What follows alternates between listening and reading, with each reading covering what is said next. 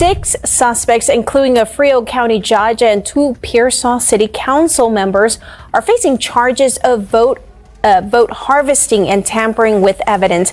KSAT Investigates has been breaking new developments on this story for months now. Among that group, a former candidate for Texas House, 2 former mayors, a Frio County commissioner. This comes 2 months after we first told you about 6 others being arrested in this case. As of now, the total number of people charged is 15. So we have a major scandal of voter fraud and a stolen election. 15 people, including judges, former mayors, city councilors, are all indicted. A sitting county judge, 2 mayors, and 12 other Democratic officials just got slapped with felony charges for rigging an election through illegal vote harvesting. This massive fraud scandal involved paid operatives manipulating elderly nursing home residents, stuffing ballot boxes, and stealing what should have been a fair democratic process. 15 arrests total, including some of the most powerful political figures in their community, yet mainstream media has stayed completely silent. If stories like this matter to you, hit that subscribe button right now because we're exposing what others won't touch. The scale of corruption. This isn't just another small-town political scandal. We're talking about a systematic operation that infected every level of government in Frio County, Texas. When federal investigators finished their work, they had arrested 1 sitting judge, 2 former mayors, 3 city council members, 1 school board member, 4 county commissioners, and 5 campaign operatives. That's 15% of all elected officials in a county of 18,000 people. The mathematical probability of this level of coordination happening by accident is virtually 0. These weren't isolated incidents of poor judgment. Phone records show over 847 calls between the defendants during the 3 months leading up to the election. Financial records reveal $23,000 in suspicious payments made through multiple cash app accounts to avoid detection. But here's what makes this story even more disturbing. The nursing home they targeted houses 340 elderly residents, many with cognitive impairments, making them perfect victims for ballot manipulation. The nursing home operation.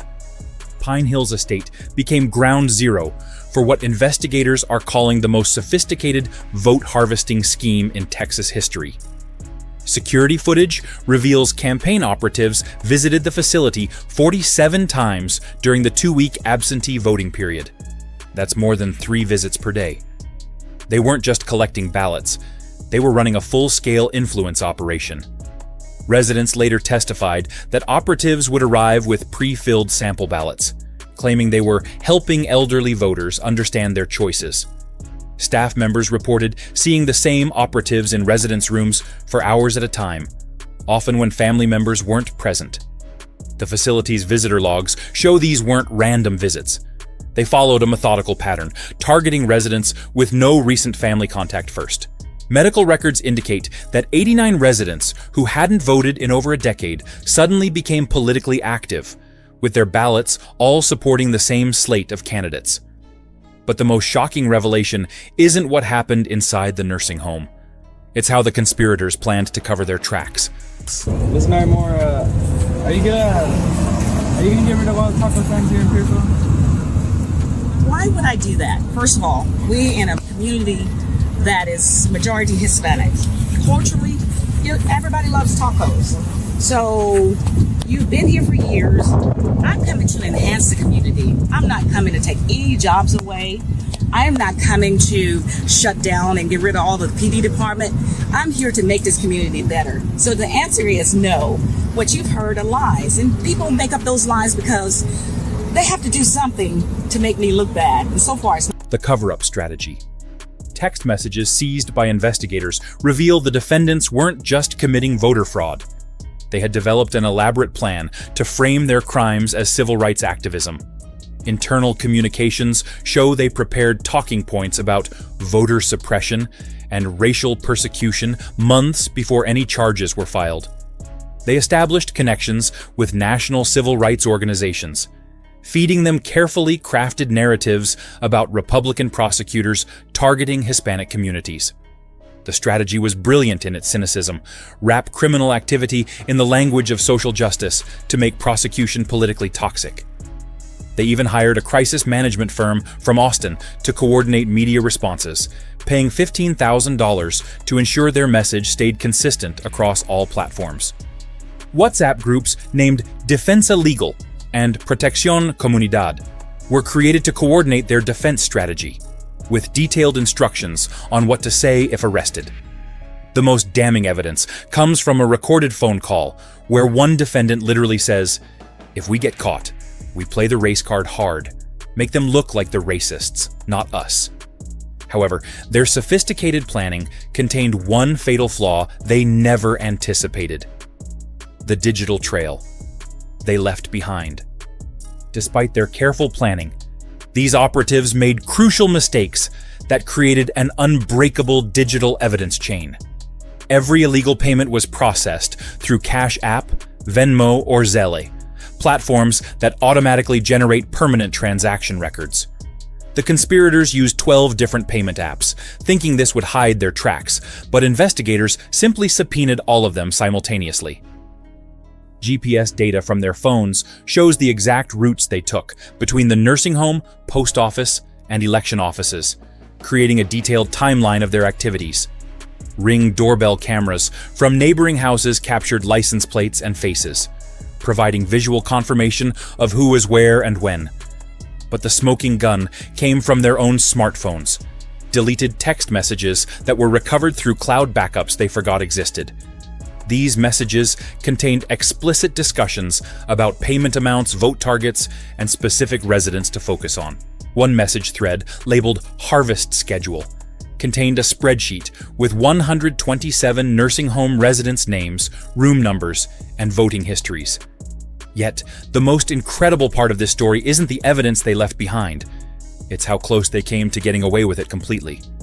That's why we're calling this a persecution, not a prosecution. We are witnessing here today is what we feel is a calculated campaign of intimidation. A challenge to felony charges. This is not law enforcement. This is voter suppression in the guise of protecting our voting integrity. The League of United Latin American Citizens, or LULAC, is throwing their support behind several Frio County elected officials facing charges of vote harvesting. I think there are better things and maybe better ways to use their resources than to be picking on people in a very small town that I believe are just doing their civic duty and trying to get people to vote, trying to get the vote out. In today's climate, an accusation is almost like a conviction.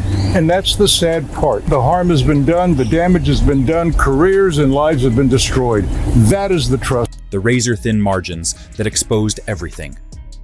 The only reason this conspiracy was discovered is because they won by exactly 72 votes, a margin so small that it triggered automatic scrutiny. If they had been less greedy and settled for a 200-vote victory, none of this would have come to light. Election data analysis reveals that in the targeted nursing home, voter turnout jumped from 23% in the previous election to 91%. A statistical impossibility that immediately raised red flags. Even more suspicious, every single one of those nursing home ballots voted straight ticket Democrat, something that hadn't happened in the facility's 40-year history. The losing candidate's team discovered that absentee ballot requests from Pine Hills Estate increased by 847% compared to the previous election cycle. When they cross-referenced these requests with medical records, they found that 34 ballots were submitted by residents who had died before Election Day, but their deaths weren't reported to election officials until weeks later. Mathematical analysis of voting patterns shows a 99.7% probability that external manipulation occurred based on demographic models and historical voting behavior. But here's the twist that makes this entire case even more unbelievable. The law they're being prosecuted under might not even be legal. The constitutional crisis behind the charges. In September 2024, federal judge Xavier Rodriguez declared Texas's vote harvesting ban unconstitutional, ruling it was too vague and violated First Amendment rights. This means every defendant in this case is being prosecuted under a law that a federal court has already struck down. The legal chaos gets worse. While the case was on appeal, the Fifth Circuit Court issued a stay, temporarily reinstating the law, but only until the appeals process concludes. So these 15 defendants are caught in legal limbo, facing felony charges under a statute that may not exist by the time their trials begin.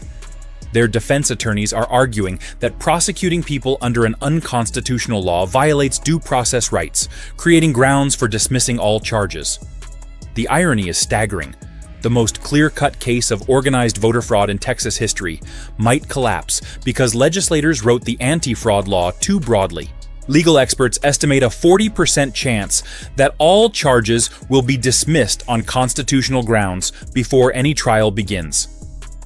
Meanwhile, similar vote harvesting operations in other states continue operating freely because prosecutors are afraid to bring charges that might get overturned. The defendants know this, which is why they're stalling for time rather than fighting the evidence. They don't need to prove their innocence. They just need to run out the clock until the law itself disappears. 6 people are charged tonight with falsely applying for absentee ballots, then stuffing the ballot boxes with them. Prosecutors say all were on the volunteer campaign staff of Yu Ching James Pai, who went on to win last year's Republican primary in the 20th New York City Council District. As alleged in this case, said DA Melinda Katz, the defendants went to the Board of Elections and filed fraudulent absentee ballot applications on behalf of 23 voters they had. This case exposes how vulnerable our entire democratic system really is. 15 people nearly stole an election by exploiting elderly citizens, and they might walk free on a legal technicality. While mainstream media ignores stories like this, your voice in the comments below is what keeps real journalism alive and holds these criminals accountable. If you believe every vote should count and every fraud should be exposed, subscribe now, because this channel depends on patriots like you to spread the truth. They don't want you to hear.